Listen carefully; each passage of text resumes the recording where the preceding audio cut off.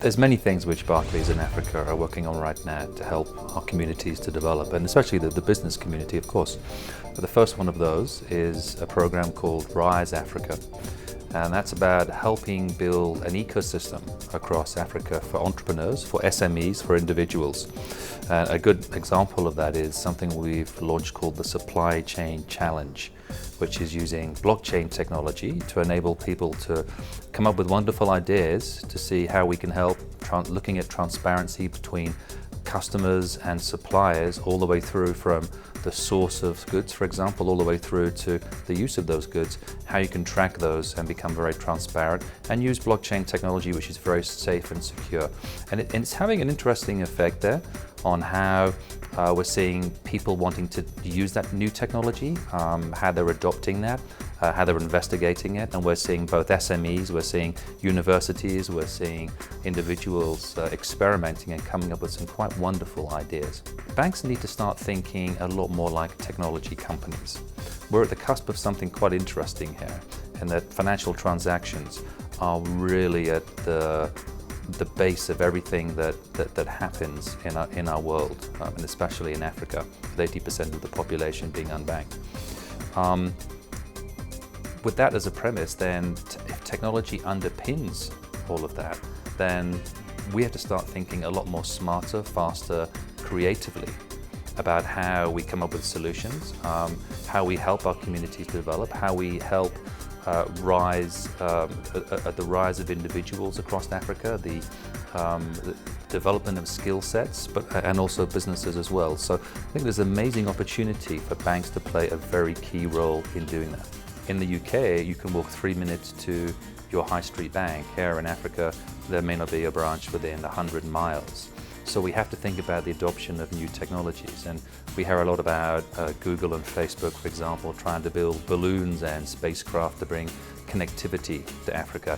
But I think on a local level, there's a role there which, say, a bank can do to partner with local suppliers, telecommunications companies to bring more services to the masses.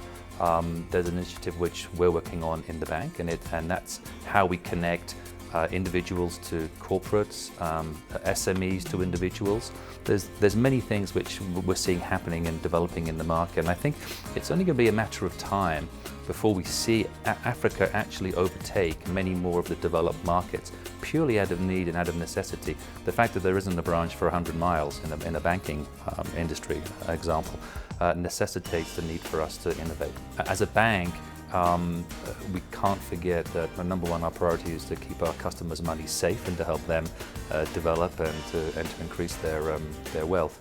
But also there's a general role we have in the community to be seen as a force for good. And so there's a number of ways in which we are, yes, working with governments to help to develop communities. A great example here, for example, we're working with some of our local governments here and some agencies to develop the local skills force in South Africa, looking at how we can rapidly develop young talent, specifically in technology skills. And there's many more of those which we're seeing being developed across other markets as well, not just South Africa. There's always a way to get around some of those challenges, whether it's political, fiscal challenges, whatever they might be, there's always a way to get around this. And I think that's the whole idea of innovation, experimenting fast and experimenting forward. And if something fails, you adjust it and then you bring it to some place that will actually work and benefit people. So I'm not so worried about that. And I think most of the things which we've seen develop, both in Barclays Africa, but also in other industries which we're observing, they're generally very successful. They always find a way. And I think, again, that's back to the resourcefulness of Africans. There are some very good lessons that we've seen overseas that can be adopted in Africa.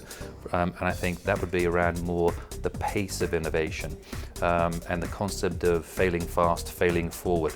How we can accept that the fact that a failure actually is sometimes quite good, and we can learn lessons from failures.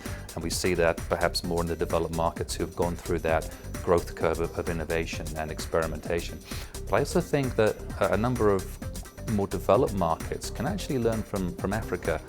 It's a culture where people want to succeed here.